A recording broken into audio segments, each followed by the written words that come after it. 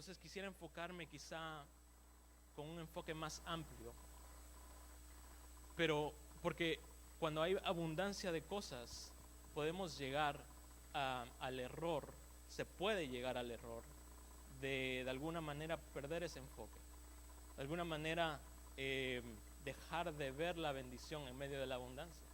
Ayer estábamos hablando con mi hermano, estamos diciendo cómo en nuestros países hay abundancia de frutas, estamos hablando de las frutas, y cómo la abundancia, él decía que en su país habían mangos y todos se caían, y yo les decía que también los aguacates en Guatemala se caen y son comida de aves, en cuanto aquí pagamos $3-5 por un aguacate, hermano.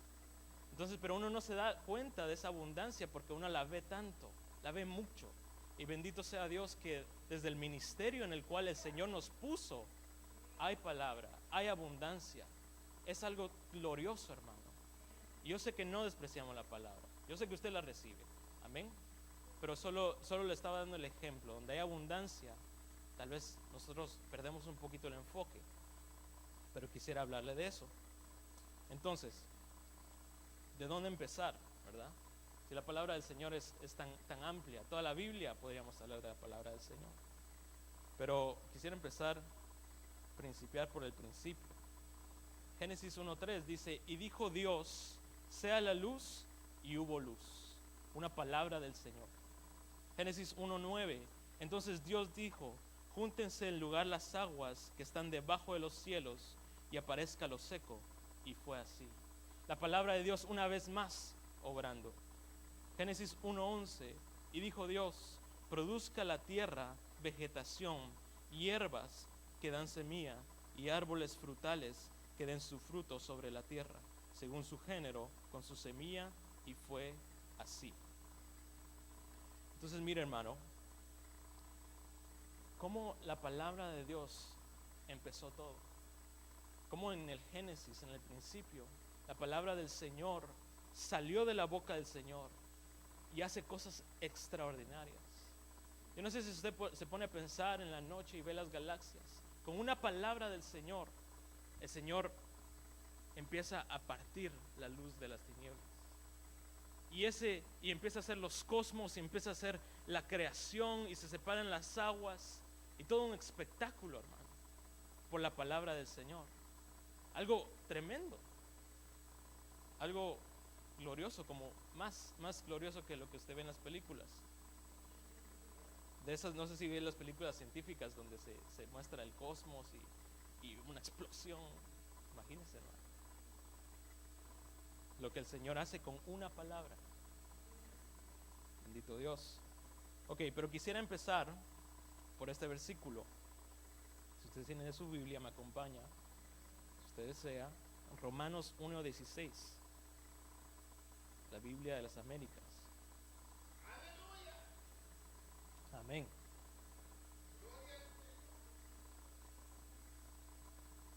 Amén, dice Romanos 1:16. Dice, porque no me avergüenzo del Evangelio, pues es el poder de Dios para la salvación de todo el que cree, del judío primeramente y también del griego. Porque en el Evangelio la justicia de Dios se revela por fe y para fe, como está escrito, mas el justo por la fe vivirá. Bendito Dios que una vez escuchamos ese Evangelio, hermano. Bendito el Señor que una vez de alguna manera fue usted pequeño y le predicaron, o ya de grande vino al Señor, pero de alguna manera ese poder de la palabra de Dios llegó a nuestros oídos. Y ese espectáculo del cual acabamos de hablar, de la creación, está pasando adentro de usted. Ese espectáculo en donde el Señor hace una creación nueva por una palabra de Dios. Eso es lo que está pasando adentro de usted. El poder del Señor está adentro suyo porque escuchó esa palabra, porque hizo caso de esa palabra, porque de alguna manera por la misericordia del Señor abrió nuestros oídos. Y así como el Señor decía que se hizo la luz, así entró la palabra a su corazón. Así como el Señor dice que se apartaran las tinieblas, así se apartó las tinieblas en su corazón. Así como dice que se hubiera frutos, hierbas y fruto y árbol que dé frutos, así el Señor hace la obra en su corazón. Y hago esta comparación como le digo, para enfatizar que la palabra de Dios es poderosa. Que así como se hizo la creación, así también hay algo que se está haciendo dentro de ti. Algo glorioso que se está creando dentro de nosotros. ¿Y qué más podríamos hablar de la palabra? Si usted se pone a pensar, y yo sé que usted ha escuchado, porque lo he visto aquí, ¿cuáles son las figuras que la palabra de Dios nos da? ¿Cómo describe la Biblia la palabra de Dios? ¿Qué me diría? La espada. ¿Qué más? Lámpara a mis pies, decía David. ¿Qué más? Lluvia, como agua que caen y descienden y no regresa, dice el Señor, sino que cae y se queda ahí y se recibe. Gloria a Dios. Rocío de la mañana. Podía haber también, hemos escuchado del pan, ¿verdad? Pan que llena nuestras vidas. Semilla, ya dijimos la semilla como las parábolas. Pero en Isaías también le llaman martillo y fuego. Es un martillo y fuego, dice Isaías 55, creo. Pero como estamos asociando la palabra de Dios con poder, vamos a asociarla como el ejemplo que me dieron. La espada de dos filos. Dice que es más cortante que aún una espada de dos filos. O sea, es como la espada de dos filos, pero más cortante. Así que si me acompaña a Hebreos 4:12. Hebreos 4:12 y 13. Dice: porque la palabra de Dios es viva y eficaz, y más cortante que cualquier espada de dos filos. Penetra hasta la división del alma y del espíritu, de las coyunturas y los tuétanos, y es poderosa para discernir los pensamientos y las intenciones del corazón. Y no hay cosa creada oculta a su vista, sino que todas las cosas están al descubierto y desnudas delante de los ojos de aquel quien tenemos que dar cuenta. Wow, hermano. Mira aquí, una vez más habla de la palabra de Dios descrita como algo sobrenatural, porque no está hablando de una espada normal. Hace esa figura, pero sabemos que esto es espiritual. ¿Y para qué sirve una espada? ¿Para qué se usa una espada? Para pelear, amén. Pero en sí, la tarea de la espada es de cortar, ¿verdad? Es afilada. Y cuando uno corta, uno separa las cosas. Uno está penetrando y separando, ya sea al enemigo o cualquier otra cosa. Uno usa la espada para separar las cosas. Y eso es lo que dice acá, que llega hasta la frontera, dice otras versiones, entre el alma y el espíritu, entre el ánima y el espíritu. El alma viene de la palabra latín anima, que tiene mucho que ver con el animal. La palabra de Dios penetra y penetra y la escuchas hasta que llega hasta la división entre lo animal y lo espiritual, la naturaleza del hombre y lo espiritual. Ahí es donde llega la palabra de Dios, que hace la separación entre lo que es espiritual y lo que es natural. Dice que llega hasta las coyunturas, discierne la división entre las coyunturas y los tuétanos. Eso es interesante porque los tuétanos es la médula que está dentro de los huesos, la médula ósea. Y en la médula es donde se crean los glóbulos blancos, los glóbulos rojos. Ahí es donde se crea la sangre, ahí es donde se crea la vida. Entonces la palabra de Dios viene y llega hasta ese punto en donde discierne entre lo que sustenta la vida natural y la vida espiritual, entre lo espiritual y lo natural. Y es verdad que muchas veces en este acto de división, en este acto de separación, a veces nos duele, ¿verdad? ¿Cuántos han sentido el cuchillo sacerdotal antes? Por la palabra de Dios. En el altar, cuando uno llega con sus oídos y le llega la palabra y dice, no, eso que estabas sintiendo, eso que estabas pensando, eso no es espiritual, eso está en la carne, eso está en el alma. Entonces la palabra es esa división. Llega a esa división y dice, esto es espiritual y esto es natural. O se cambia o se quita. Pero lo espiritual, a lo espiritual. Y la palabra de Dios de alguna manera nos ayuda a encontrar lo espiritual. El pastor nos ha predicado eso y ha hecho la figura, no sé si se recuerda, de los círculos, donde la palabra llega hasta lo espiritual y de alguna manera rompe eso y todo nuestro ser se llena de lo espiritual en lugar de lo natural. Como le digo, muchas veces es incómodo, muchas veces arde la palabra de Dios, muchas veces te confronta, te choca, pero eso es lo que hace la espada de Dios. Y nosotros nos tratamos de escabullir, nos tratamos de desviar.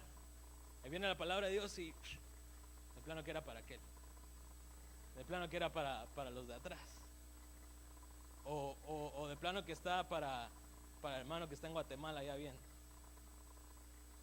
Y después el Espíritu nos hace redarguir y nos dice, no, era para ti.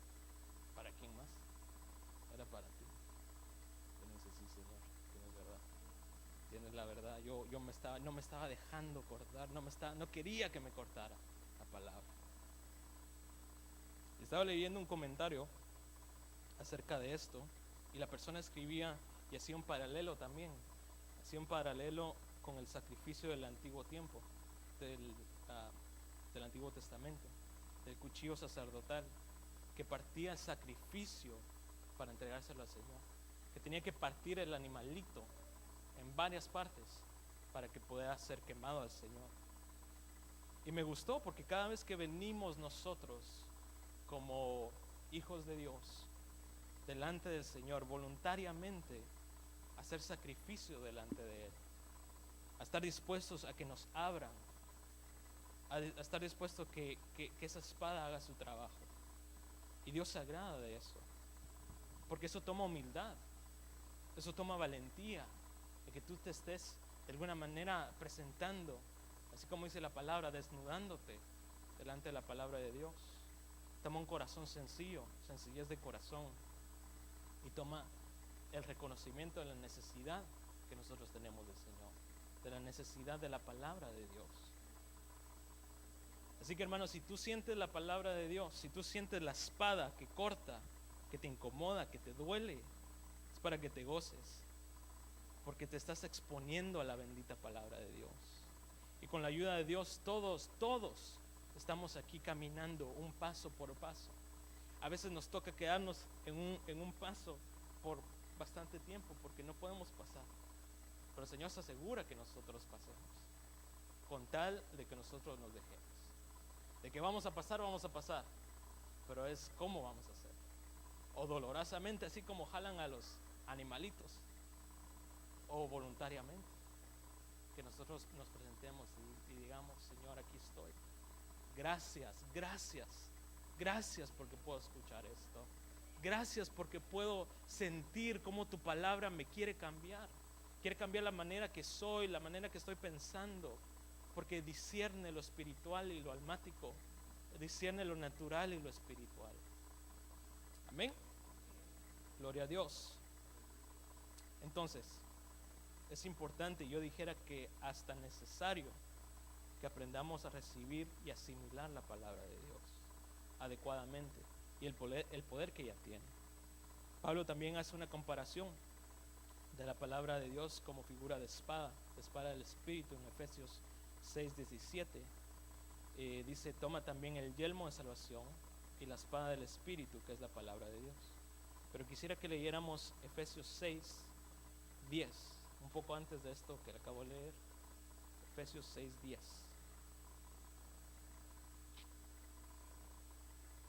Amén. Y aquí tengo la versión Jubileo, que es diferente a esta que tengo acá, pero dice en el 10, por lo demás, hermanos míos, confortaos en el Señor y en la potencia de su fortaleza, vestidos de toda la armadura de Dios, para que podáis estar firmes contra las acechanzas del diablo, porque no tenemos lucha contra sangre y carne, sino contra principados, contra potestades, contra señores del siglo, gobernadores de estas tinieblas contra malicias espirituales en los cielos.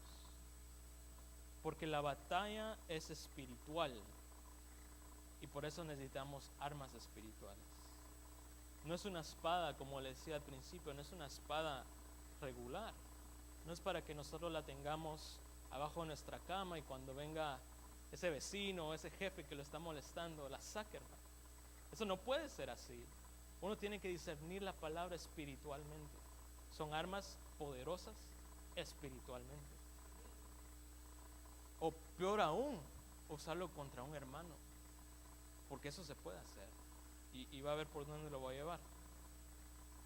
Entonces, ¿de qué nos serviría, hermano, tener una arma con este poder, con este potencial, si nosotros no la discernimos de una manera espiritual?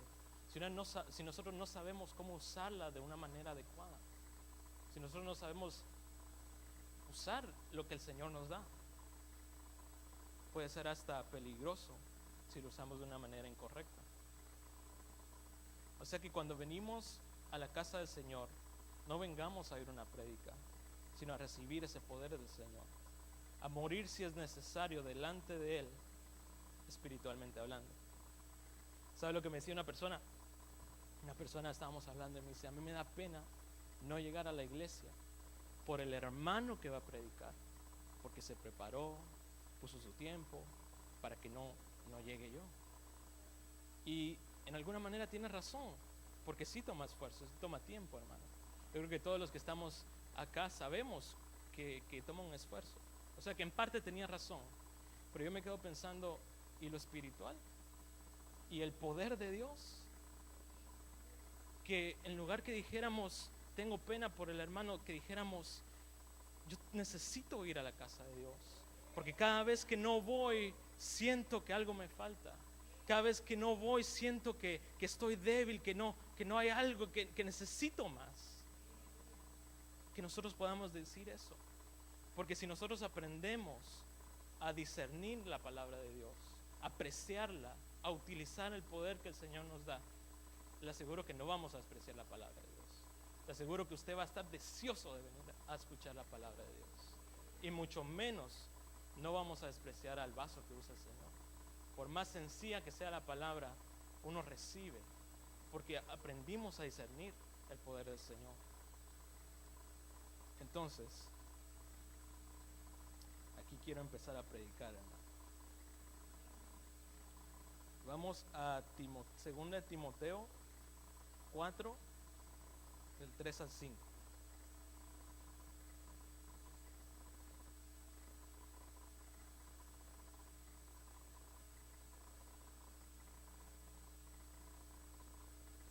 Entonces, la palabra de Dios es sobrenatural, arma espiritual.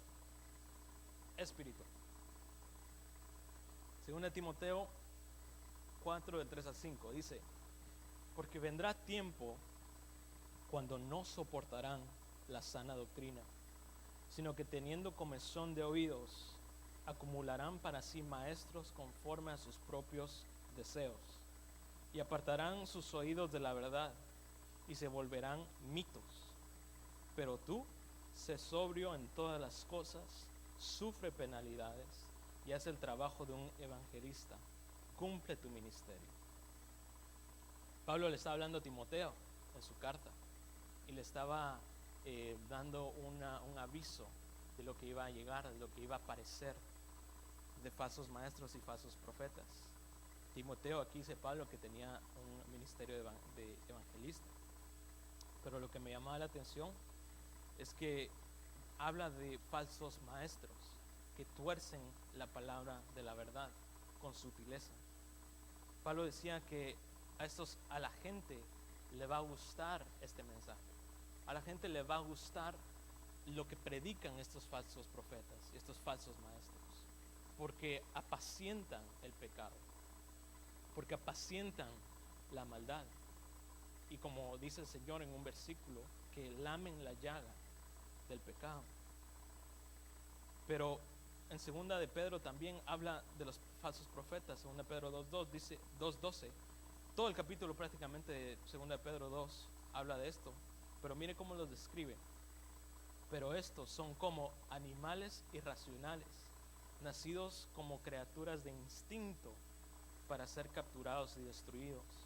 Blasfemando lo que ignoran, serán también destruidos con la destrucción de esas criaturas. Eso es lo que hablábamos antes, de la enseñanza que se deja llevar por el alma, por el ánima, por lo natural, por lo animal. Esto tiene que ver con la sabiduría también. Hay sabiduría celestial, animal y diabólica.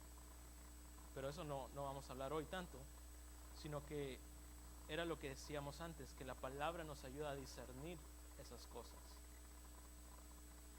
También Juan habla en el Apocalipsis, cuando se refiere a la iglesia, en las doctrinas que se habían infiltrado en las iglesias del final, la doctrina de los Nicolaitas, por ejemplo. Entonces podemos ver que esto ha pasado desde un principio, desde los días de Pablo, de la iglesia primitiva, hasta el día de hoy, hasta Apocalipsis. Es algo en lo cual tenemos que estar atentos, tenemos que estar discerniendo, como decía el Señor hoy, lo que estamos escuchando. Y menciono todos estos ejemplos para resaltar que el enemigo tiene sus artimañas y que hasta intenta quitarnos el arma que el Señor te dio a ti. Él va a intentar por todos los medios, porque Él sabe que tú eres del Señor.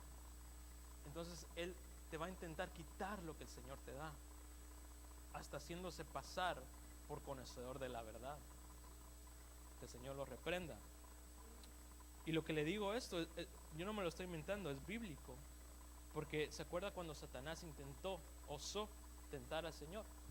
Él le habla la palabra. Él le dice, escrito está, que Él te llevará por las manos para que no te caigas. Entonces el diablo mismo, el enemigo, usa o se hace pasar por impostor de la palabra, de predicador de la palabra, para desviar la verdad. Y eso es peligroso. Entonces necesitamos estar atentos, como le decía, para que estemos atentos de lo que del ataque que el enemigo pueda estar haciendo contra nosotros. Y Dios nos otorgó la palabra de Dios. Dios nos otorgó la espada del Señor. Y podría haber en la palabra varias formas en las cuales el enemigo intenta hacer esto. Y yo creo que vale la pena ponerle el ojo a esto. Entonces mire, en Juan 18, del 10 al 11.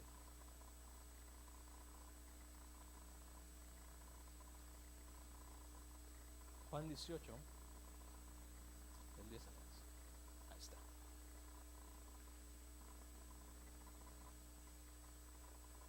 Entonces Simón Pedro, que tenía una espada, la sacó e hirió al siervo del sumo sacerdote y le cortó la oreja derecha. El siervo se llamaba Malco. Jesús entonces le dijo a Pedro, mete la espada en la vaina. La copa que el Padre me ha dado, ¿acaso no la he de beber? Para este entonces Pedro no había entendido el propósito del Señor, no había entendido el propósito de Dios. Capítulos antes el Señor lo tiene que reprender, porque le dice, tú eres tropiezo para mí porque no pones los ojos en los planes de Dios, sino ves las cosas como las ve el hombre. Pedro aquí todavía no había entendido eso. Y llega el momento en donde vienen a traer al Señor a aprenderlo, y Pedro saca la espada y actuó de una manera carnal, actuó de una manera impulsiva, y el sumo sacerdote recibe el espadazo en la oreja. Pedro actuó de una manera carnal y el siervo del sumo sacerdote recibió el espadazo de una manera carnal, porque él estaba tratando de aprender a Jesús. O sea que él estaba más en la calle que Pedro. O sea, carne con carne, una carnicería ahí. ¿Y cómo van a terminar las cosas bien si uno da con la carne y recibe con la carne? Eso es lo que me da el Señor acá. Porque cuánta gente usted conoce, cuánta gente usted ha oído de que de alguna manera recibieron algo en la carne y se enfriaron, ya no buscan al Señor, ya no se congregan o cualquier otra cosa. Y tal vez pueda pasar de que se dio también con la carne, pero se recibió en la carne. Y mire lo que me llamaba la atención, que en Mateo habla de este mismo pasaje. Y Jesús relata que Jesús le toca la oreja al siervo del sumo sacerdote y le sana. Y le dice a Pedro, pon tu espada, quita tu espada. Esa gente que está herida necesita encontrarse con el Señor, para que el Señor le toque la oreja, le toque su oído. Malco era el siervo del sumo sacerdote. Y usted sabe que a los siervos del sumo sacerdote lo que hacían es que le marcaban, para santificarlos, les marcaban la oreja derecha y el pie derecho y el dedo derecho. A él ya no lo podían santificar. Él no se podía santificar porque le habían volado la oreja, usando la espada carnalmente, recibiéndola carnalmente también. Dice la Biblia que también que cuando el siervo había cumplido su deber, él tenía la opción de irse o quedarse, y le marcaban la oreja derecha y se quedaba sirviendo por amor, doulos. Pero ella no podía hacer eso porque le habían dañado su oreja. De alguna manera se había dañado. Y el Señor viene y le dice, y le sana la oreja para que él pueda santificarse y él pueda servir por amor. Porque cuando el Señor te sana la oreja, tú ya no ves el espadazo, aunque te lo den, sino que tú vas y en bendición, y tú recibes, y tú te gozas, y tú cambias, y quizá vienen los espadazos, tal vez de donde sea, hermano, pero tú estás ahí porque tú pudiste ver cómo el Señor te cambió. Uno va viendo al Señor. El Señor nos ayude. Aquí está hablando de un apóstol del Señor, un Pedro que seguía a Jesús. No utilizó la espada adecuadamente, sino que estaba en la carne y terminó hiriendo. Ahora imagínense, me ponía a pensar cómo si Pedro, que estaba intentando, como aquellos que describe Pablo, que no tienen temor de Dios, aquellos falsos profetas, aquellos falsos maestros, que ni siquiera lo hacen por el amor de Dios, sino que lo hacen por su propia carne. Imagínense cuánto daño hace eso, cuánto daño hacen esas personas de las cuales la Biblia nos avisa que estemos atentos. Otro ejemplo que me da el Señor es en el desierto. Como le mencioné, cuando Satanás estaba tratando de tentar al Señor, y le dice, si tú, y osó decirle al Señor, si tú eres hijo de Dios, dile a estas piedras que se conviertan en pan. Hermano, y si hubiera sido cualquier otro hombre carnal con el poder que tenía Jesús, imagínense, hoy sí, no sabes con quién te metiste, hoy sí vas a ver. Y él le saca los 2 apellidos y el segundo nombre, y que le apodaban cardíaco, carnal tal vez. Pero el Señor no hizo eso. El Señor, bendito Dios, Él no le respondió así, sino que usó la espada de Dios y le dijo, escrito está, no solo de pan vivirá el hombre, mas con toda palabra que sale de la boca de Dios. Mire la respuesta divina del Señor usando la espada. Ok, sigamos. En Jeremías 52:6. ¿Sigue conmigo, hermano? Amén.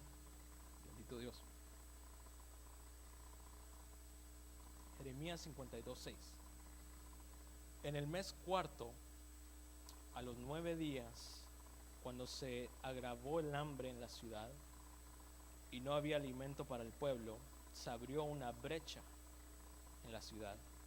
Y todos los hombres de guerra huyeron y salieron de la ciudad de noche por el camino de la puerta entre los muros que habían junto al jardín del rey, a pesar de que los caldeos estaban alrededor de la ciudad, y se fueron por el camino de Arabá. Este versículo, hermano, no habla de la espada, pero por alguna razón lo tenía que decir. Cuando lo leí me hizo clic, porque estamos hablando del poder, de la palabra y la espada. Pero aquí había una batalla. Este es el relato en donde Jerusalén la llegan a conquistar por los babilonios. Habla como 4 veces en la Biblia, y esta es una de ellas. Pero me llamó la atención porque en los tiempos antiguos, una de las estrategias de batalla, cuando los ejércitos llegaban a conquistar una ciudad que estaba rodeada con un muro, no podían entrar. Muchas veces estaban en las alturas, entonces era muy difícil llegar, y de ahí eran presa fácil. Entonces lo que hacían es que rodeaban la ciudad, rodeaban y acampaban la ciudad, y cortaban todo el suplemento para la ciudad. Le cortaban el agua, le cortaban la comida. Nadie entraba y nadie salía. Entonces, al pasar el tiempo, ya o se peleaban adentro, o se comían los unos a los otros, o se rendían y salían, o iban muertos. Pero la cosa es que los iban a matar. Y dice aquí que Babilonia hizo eso, se acabó el pan y se abrió una brecha. Y si entendemos esto en lo espiritual, ¿qué es lo que representa Babilonia? ¿Qué es lo que usted ha escuchado que representa Babilonia? El mundo, el sistema, la mentira, la mezcla. Entonces, cuando Babilonia intenta entrar, lo que hace es rodear la ciudad, rodearte con mentiras, rodear con calamidades, rodear con un montón de cosas que te ocupan la mente, que ocupan distracciones. Y adentro, si no estamos diestros en la palabra, si no estamos diestros en el pan se acaba. Y cuando el pan se acaba, cuando dejamos de escuchar la voz del Señor, somos presa fácil. Cuando Jerusalén dejó de escuchar, dejó de alimentarse, ellos se peleaban entre sí. Se abrió esa brecha y trataron de huir por ahí, pero eran presa fácil. Entonces, el pan, la palabra de Dios, es lo que sustenta nuestro ser. Y es necesario que nosotros nos hundamos, nos llenemos, nos saturemos de esa palabra para no ser presa fácil de las acechanzas del enemigo, dice la palabra de Dios. Entonces, no dejemos que abran brecha. No dejemos que por cualquier trivialidad o cualquier cosa que pueda pasar, se abra esa brecha. Pleitos entre hermanos, o a un extremo, ¿verdad? Que se comen los unos a los otros, que las ovejitas se comen unos a los otros, que nos comemos unos a los otros. Ese sería un extremo, pero digamos lo más sencillo, como incomodidades entre hermanos, incomodidades en que ya no se siente igual, o qué sé yo, hermano. Pero eso es porque no dejamos que la palabra haga lo que tenga que hacer, que la palabra llene y entre y corte si es necesario. Y esto es interesante porque en toda la historia de Esdras, si usted se recuerda, que estaba tratando, Nehemías me parece, que estaba tratando de hacer el muro, de rehacer el muro, todo el ataque de Tobías y el árabe y todos esos caracteres, era verbal, era intimidación, era no van a poder. Yo no sé por qué están haciendo eso. Una zorra va a pasar y va a botar el muro. Palabras, guerra de palabras, que se levantan cuando uno está tratando de poner el muro, la brecha, cuando uno está seguro adentro. Amén. Entonces, mire, ya vimos como si en la carne uno puede herir, usando la misma palabra de Dios, que el enemigo se pasa por conocedor para desviarnos de la verdad. Y cuando eso pasa, se abren brechas en el pueblo de Dios. Ok, en 2 Corintios 11, del 3 al 5.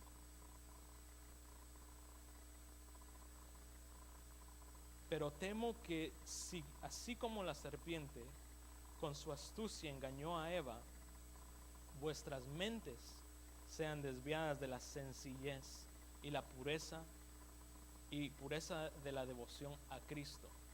Porque si alguien viene y predica a otro Jesús, a quien no hemos predicado, o recibís un espíritu diferente que no habéis recibido, o aceptáis un evangelio distinto que no habéis aceptado, bien lo toleráis. Pues yo no me considero inferior en nada a los eminentes apóstoles. Pablo aquí hablándole a la iglesia de Corintio, y les está hablando con celo santo a esta iglesia, exhortándolos que no se dejen engañar por sutilezas, así como Eva fue engañada. Y se recuerda cómo Eva fue engañada. Primero ella puso atención a lo que estaba diciendo la serpiente, pero después con mentiras, con medias verdades, con un hablar oscuro, le dijo, con que Dios te dijo que no podías comer de ningún árbol. Él dice, no, nosotros no podemos comer de todo árbol, pero menos el que está en el centro del huerto. Y él hizo, seguro que no te dijo esto, que él no quiere que ustedes coman porque van a ser como dioses, con D minúscula. Y ella lo escuchó y vio que era apetecible, vio que era bonito, y lo comió. Y ahí empezó todo el pecado. Pero mire cómo con una sutileza el Señor reprende al enemigo, va e intenta hablar al pueblo de Dios. Pablo hace la comparación que si alguien viene con otro evangelio, con otra palabra más suave a la carne, apacentando el pecado, o si cobrara dinero por hablar o por profetizar, que ahí sí los corintios lo hubieran aceptado, que sí ellos sí hubieran recibido, hubieran pagado, pero la verdad gratis la habían despreciado. La verdad que es inmovible y era gratuita, ya no la tenían por algo precioso. Pero él les reclamaba, si alguien más viniera, a él sí. Y luego sigue y habla de los apóstoles falsos y que el diablo mismo se muestra como ángel de luz. Por eso, hermano, no se asombre si escucha que en otro lado se predica otra religión, o que se llenan sus reuniones, o que es una doctrina nueva, emocionante, en donde no sé, hacen señales, o que aquí, por allá, y que pasa esto y que pasa aquello. Porque ¿qué va a hacer la iglesia, hermano? ¿Qué va a hacer la amada de Dios cuando empiecen a suceder estas cosas? ¿Qué va a hacer la iglesia cuando se escuche todo este sonido, esta confusión de Babilonia? ¿Qué va a hacer la iglesia? ¿Qué vamos a hacer aquellos a los cuales se nos ha predicado la verdad inadulterada y bendita del Señor? Miremos aquí unos versículos. Vamos a Isaías 48.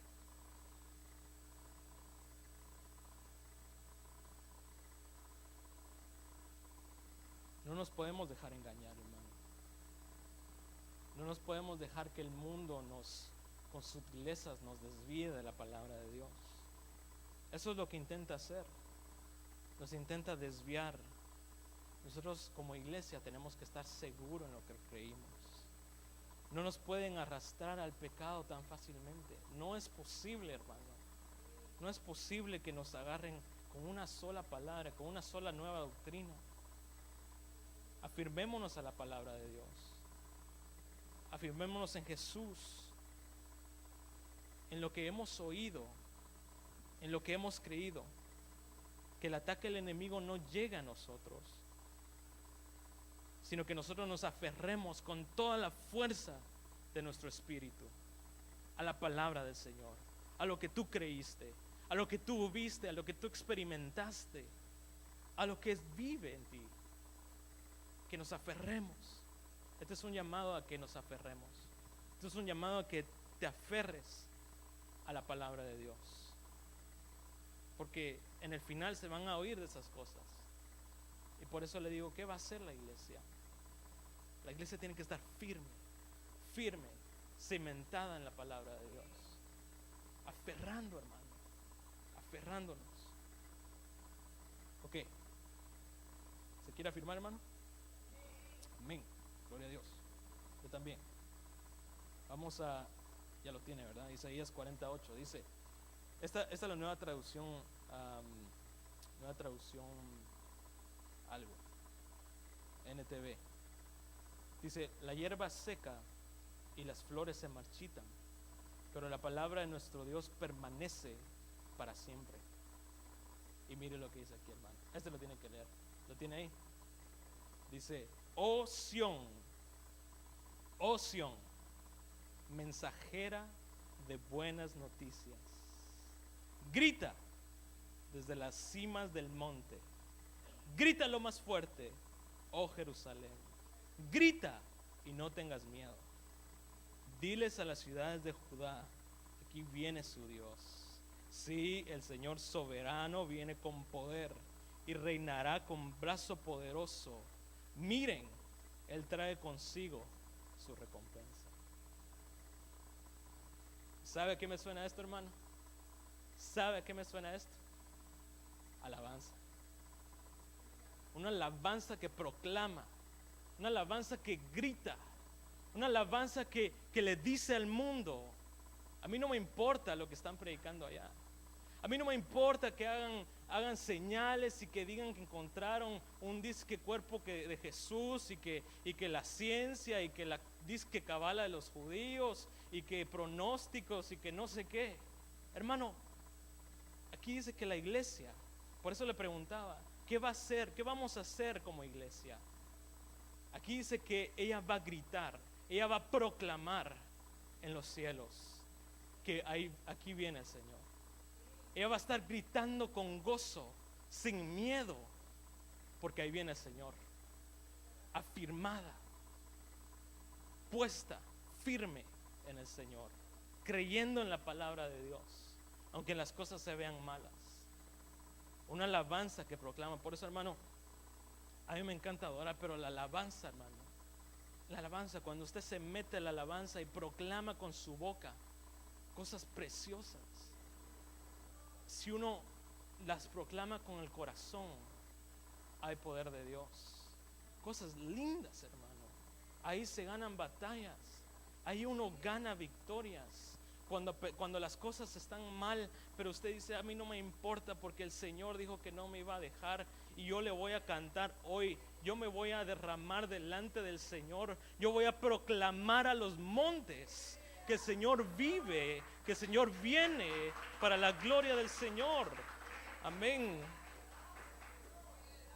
Esa es la iglesia que está cimentada en la palabra del Señor, que no le importa. Ella viene a alabar, ella viene a proclamar, ella está gozosa, segura, feliz, mientras todo el mundo se destruye, no es explosión, sino que desde adentro empieza a convulsionar. La iglesia está tranquila, gozándose. Ok, primera de Pedro 1:23.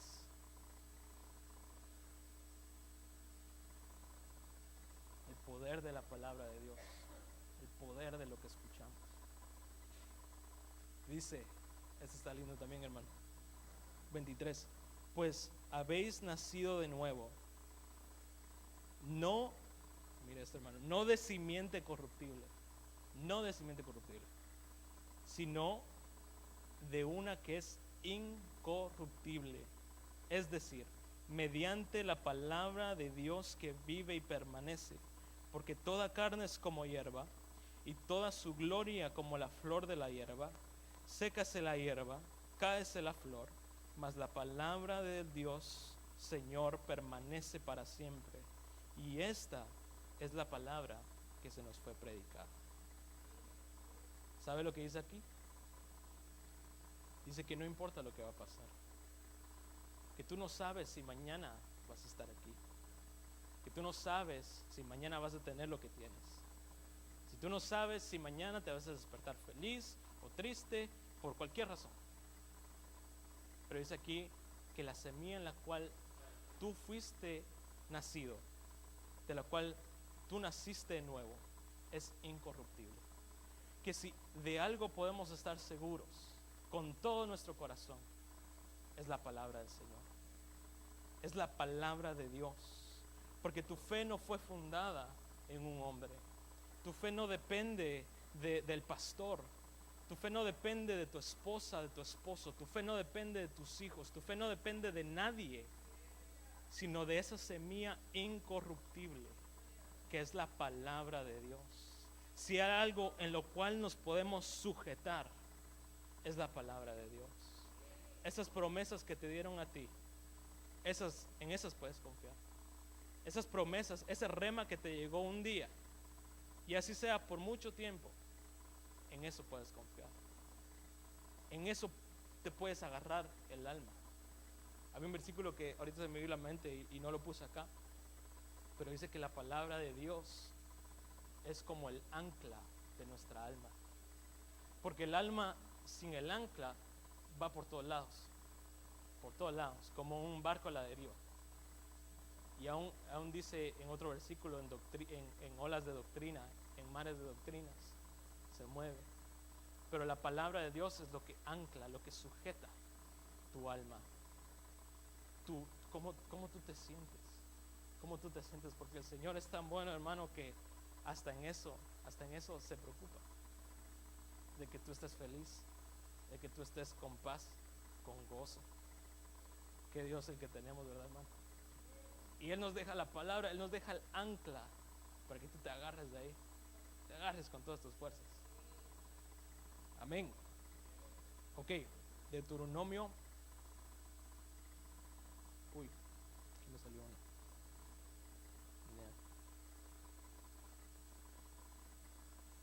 Aquí me confundí. Aquí está, Deuteronomio. Está después de ese, Deuteronomio 6 a 16. No es Isaías. Deuteronomio 11, perdón, 16 a 18.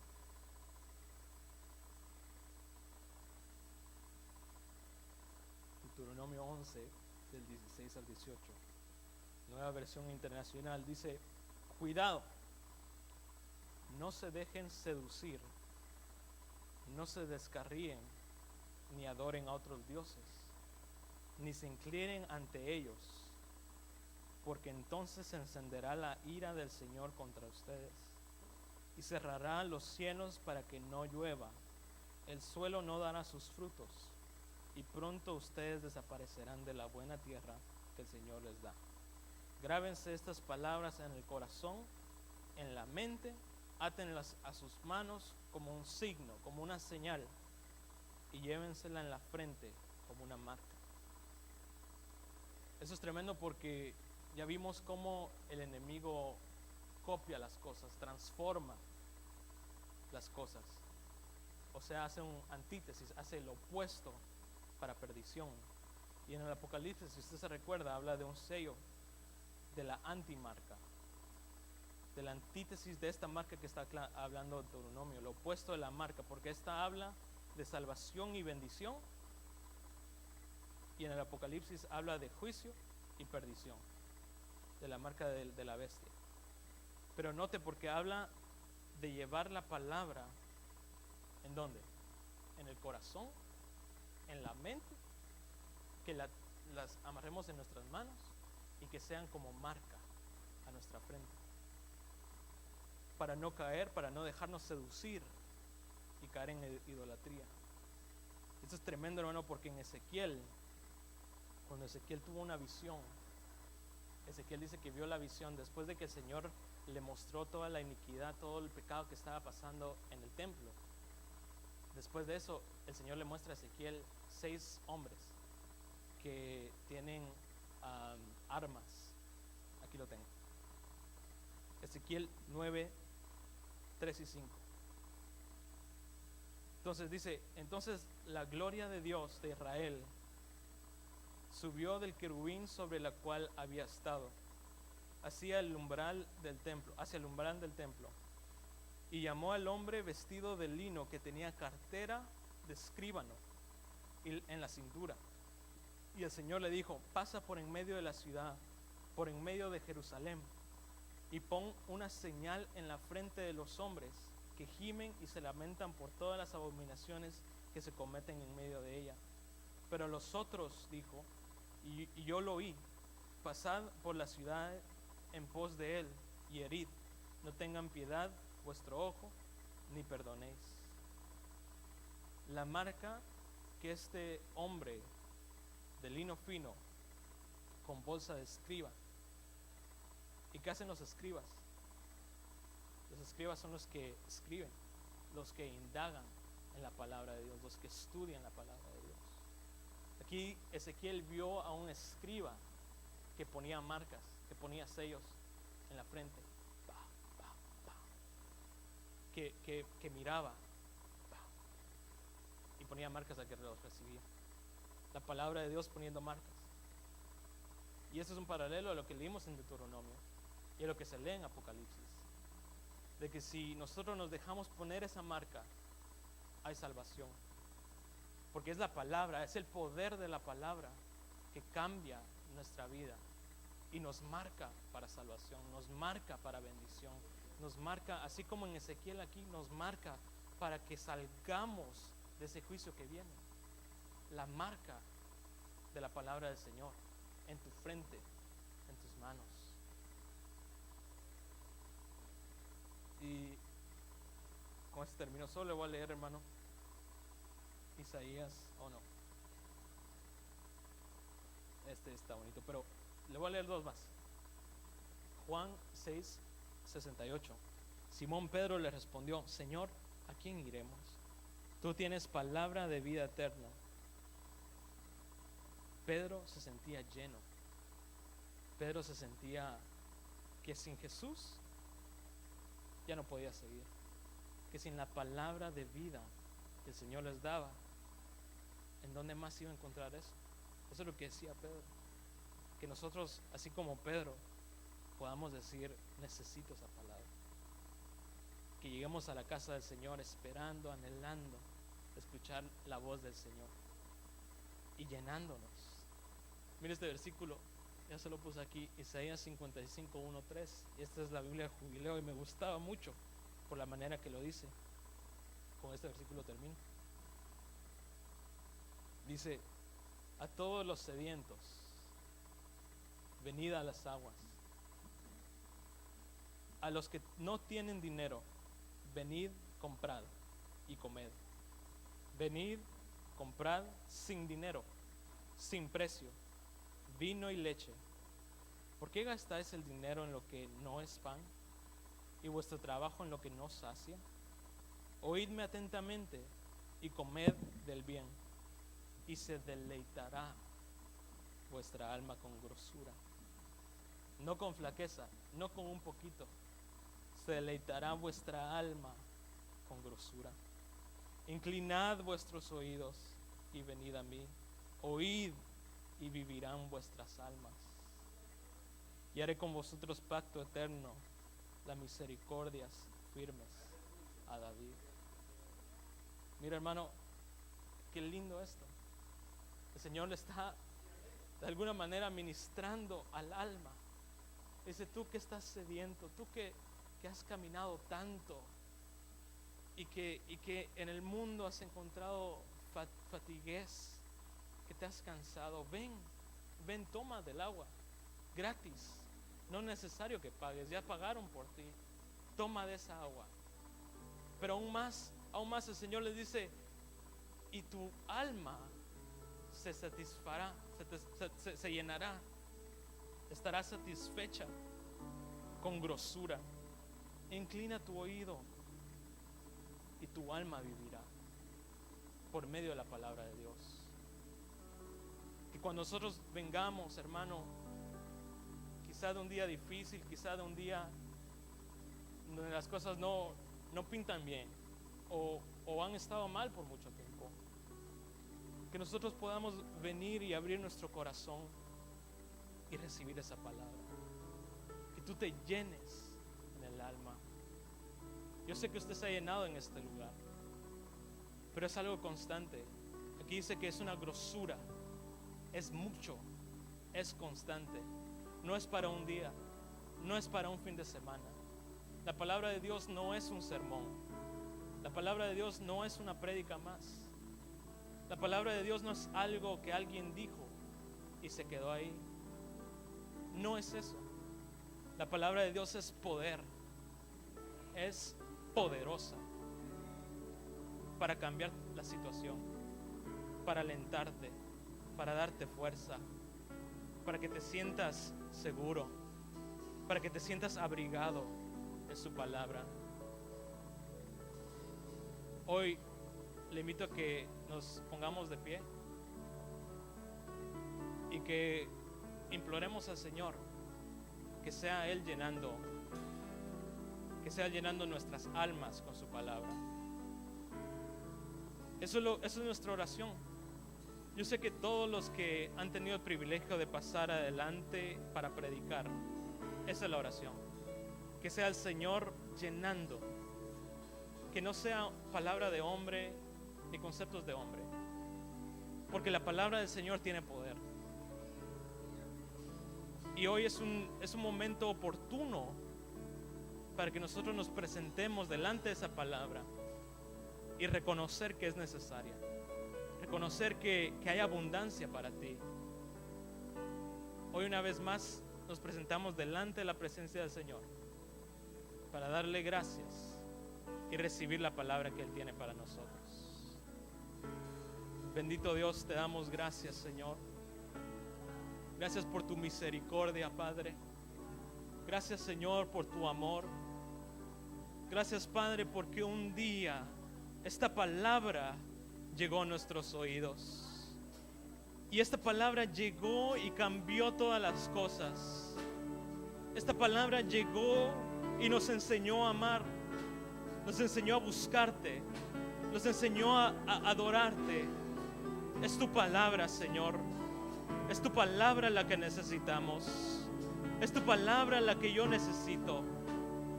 Y hoy, amado Dios, estamos delante de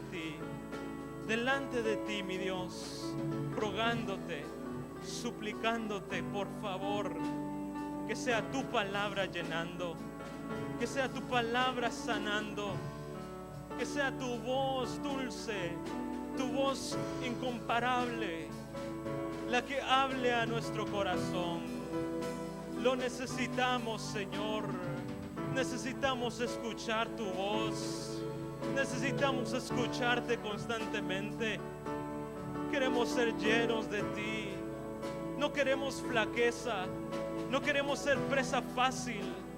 Queremos estar firmes, proclamar en los montes, en lo que hemos creído, sin ninguna duda, sin ningún doblez.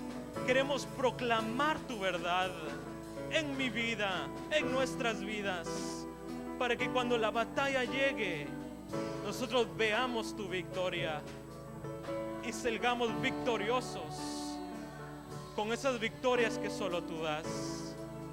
Hoy, amado Dios, ten misericordia de nosotros. Haznos discernir el tiempo, Señor.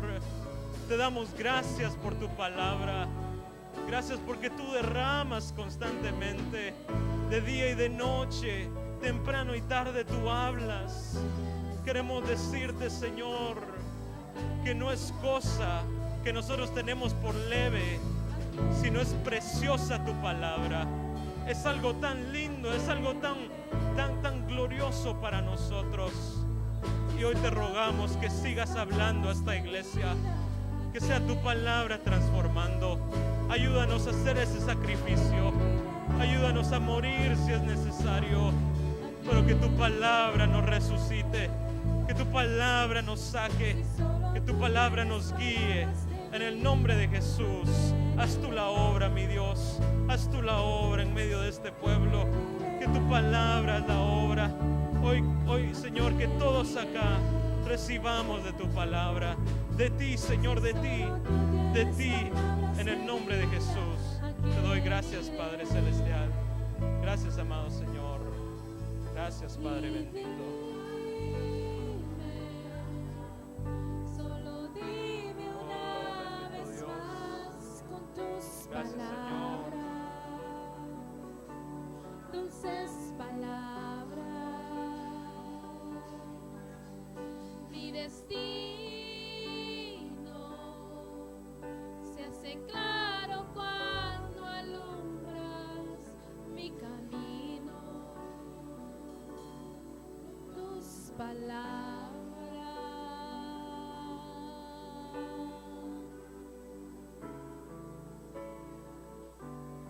Amén. Gloria a Dios, hermano.